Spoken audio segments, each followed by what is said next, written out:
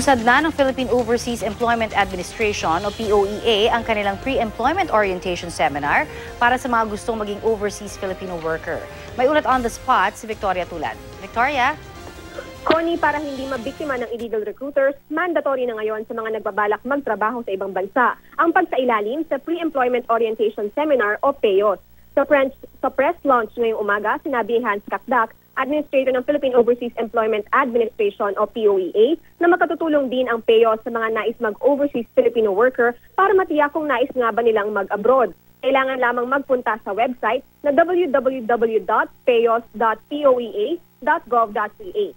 Dito papipiliin ka kung ikaw ba ay professional and skilled worker o domestic worker. Kapag nakapag-login ka na, makikita mo ang iba't ibang module. Bukod sa mga importanteng impormasyon tungkol sa mga trabaho sa ibang bansa, mababasa mo rin dito kung paano makakaiwas sa illegal recruiters.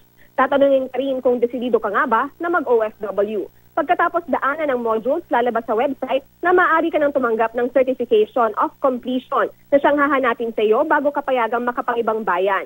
Sa pamamagitan ng website, matitiyak din daw ng mga recruiting agency kung kumuha ka nga ba ng PEOS ang aplikante. Ayon kay Department of Labor and Employment Secretary Rosalinda Baldoz na dumalo sa press launch, malaking tagumpay ang pagiging required ng PEOS.